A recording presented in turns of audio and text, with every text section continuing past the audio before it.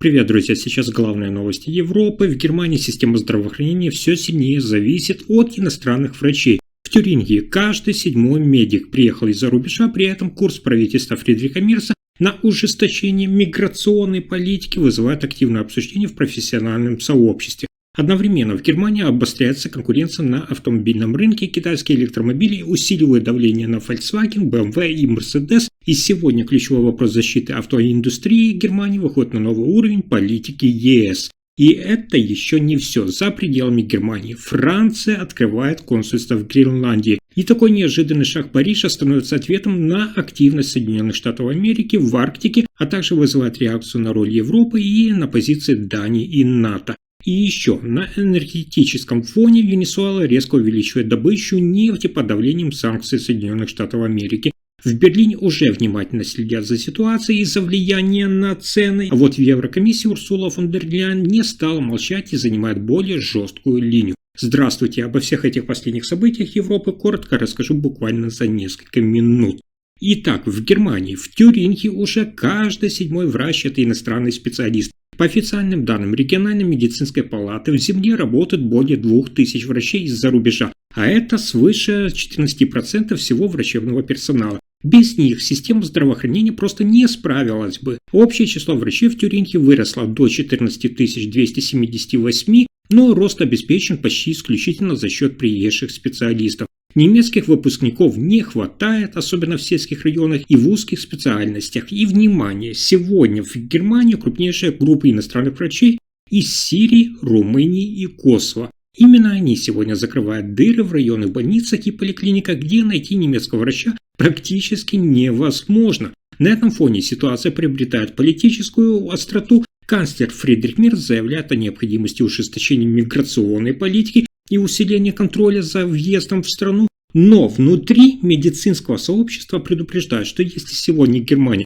сократит приток квалифицированных специалистов, первыми пострадают именно пациенты, так как очереди вырастут, а отделения будут закрываться. В Брюсселе Урсула фон дер Ляйен, как глава Еврокомиссии, настаивает на общеевропейском подходе к привлечению медиков из третьих стран, подчеркивая, что дефицит врачей – это проблема не одной Германии, а всей Европы. Факты остаются серьезными, население, вы знаете, стареет быстро, число пациентов растет, а собственных врачей Германия готовит недостаточно. Без иностранных специалистов система здравоохранения в регионах, таких как Тюрингия, может испытывать значительные трудности.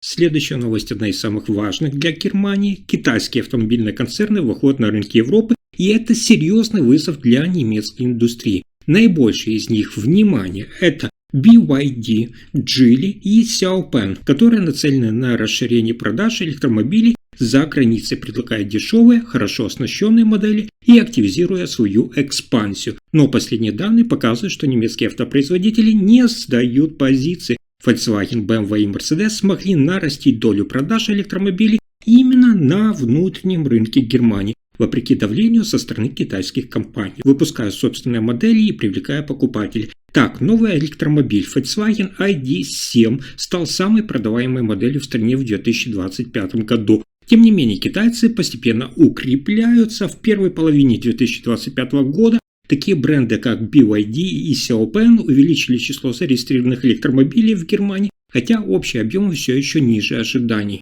Аналитики отмечают, что китайские автомобили часто выигрывают за счет более низкой цены и современных цифровых функций в базовой комплектации, которые в Европе предлагают, кстати, за отдельную плату. Это усиливает давление на главных игроков немецкого автопрома, которые вынуждены не только совершенствовать технологии, но и пересматривать свою стратегию от ускорения разработки новых моделей до поиска партнеров и оптимизации производства. Политические изменения конфликта тоже выходят в плоскость экономики. Канцлер Фридрих Мерц неоднократно уже подчеркивал, что немецкая автомобильная промышленность – это стратегический сектор, который необходимо защищать и развивать с помощью налоговых стимулов, инвестиций в инновации и поддержки в переходе на электротягу. С другой стороны, Урсула фон дер Ляйен, как глава Еврокомиссии, настаивает на том, чтобы борьба с китайскими автомобилями происходила в рамках общих правил Европейского Союза по конкуренции и субсидиям, а не через протекционистские меры одной страны, такой как Германия.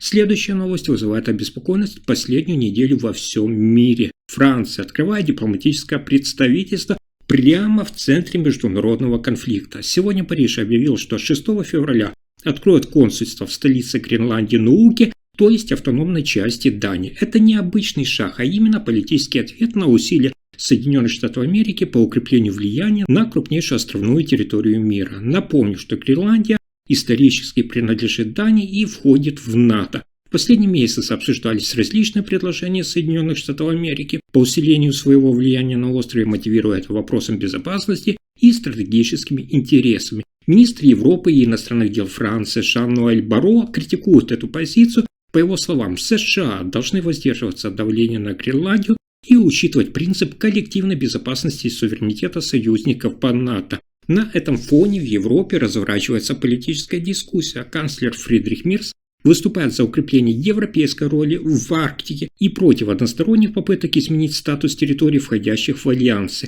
Он подчеркивает, что Германия должна укреплять свои отношения с Данией и другими союзниками и участвовать в поддержании международного порядка на основе права. Со своей стороны Урсула фон дер Ляйен, как глава Европейской комиссии, акцентирует внимание на необходимости координированных шагов ЕС в ответ на внешние претензии. По ее мнению, именно Европа должна давать отпор попыткам давления со стороны крупных держав, чтобы защитить принципы суверенитета и коллективной безопасности, а не действовать фрагментально. Таким образом, сами жители Гренландии и власти Дании уже несколько раз, вы знаете, заявляли, что не желают быть товаром в чужой геополитической игре, и они выбрали связь с Данией и НАТО, а не переход под контроль другой сверхдержавы.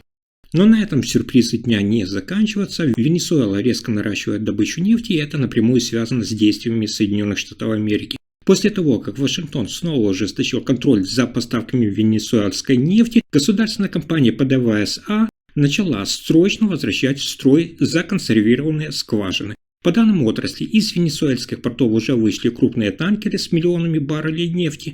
Цель – это удержать экспорт на уровне 700-800 тысяч баррелей в сутки и не допустить обвала доходов бюджета. Для Каракаса это вопрос выживания, так как вы знаете, что нефть – это главный источник валюты. Конфликт в том, что Соединенные Штаты Америки фактически перекрывают прежние схемы экспорта, прежде всего через посредников. Американская сторона усилила контроль за перевозками и расчетами, из-за чего часть поставок в Азию, включая тот же Китай, оказалась под угрозой. Венесуэла отвечает просто, она пытается выкачать больше нефти и продать ее быстрее, пока есть возможность. Однако существуют серьезные ограничения. Инфраструктура ПДВСА изношена, многие месторождения простаивали годами. Эксперты отмечают, что быстро увеличить добычу без внешних инвестиций и технологий сложно, и каждый дополнительный баррель требует значительных усилий. Для Европы эта история сегодня не абстракция. Канцлер Фридрих Мерц исходит из простой логики. Он говорит, что любое увеличение предложения нефти снижает давление на цены, а значит и дает передышку немецкой промышленности. Поэтому Берлин внимательно смотрит на все, что происходит вокруг Венесуэлы и санкций Соединенных Штатов Америки. В то же время Урсула фон дер Ляйен, как глава Еврокомиссии, занимает более жесткую позицию. ЕС не должен закрывать глаза на санкционный режим ради дешевой нефти и снова попадать в зависимость от политически нестабильных поставщиков. Сегодня для нас с вами итог очевиден. Соединенные Штаты Америки применяют санкции, а Венесуэла увеличивает добычу. При этом венесуэльская нефтяная система работает на пределе без значительного запаса прочности и долгосрочного решения. На этом пока все. Вы слушали последние новости Германии. Если информация оказалась полезной, ставьте лайк, подписывайтесь на канал и делитесь видео. Спасибо за просмотр.